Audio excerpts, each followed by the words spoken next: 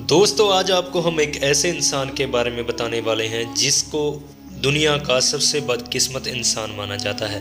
दरअसल हम बात कर रहे हैं वाल्टर समरफोर्ड की, जो ब्रिटेन का रहने वाला था।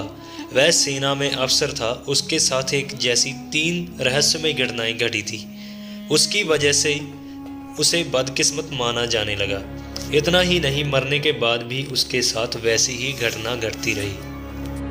वाल्टर समरफोर्ड के साथ पहली घटना साल 1918 में घटी थी, जब विश्व युद्ध के समय उनकी तैनाती बेल्जियम में थी।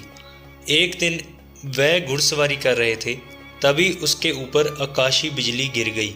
उसकी वजह से उसके कमर के नीचे के पूरे शरीर में लकवा मार गया, लेकिन उससे पहले ही सेना की ओर से उन्हें जबरन सेवा से मुक्त कर दिया गया था।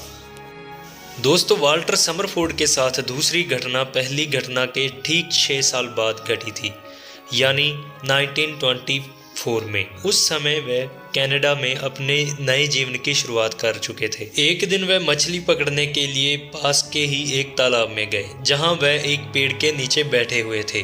तभी अचानक फिर से उनके ऊपर आकाशीय बिजली गिरी।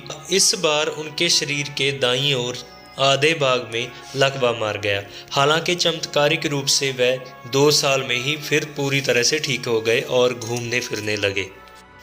दोस्तों, दूसरी घटना के ठीक 6 साल बाद यानी साल 1930 में वाल्टर समरफोर्ड के साथ फिर से उसी तरह की घटना घटी। वह एक पार्क में टहल रहे थे और खूबसूरत नज़ारे का आनंद ले रहे थे। तभी अचानक मौसम खराब हो गया और आसमान में काले काले बादल छा गए। इसी बीच कड़कड़ाती हुई आसमानी बिजली उनके ऊपर आ गिरी। वह तीसरी बार था जब उनके ऊपर बिजली गिरी थी।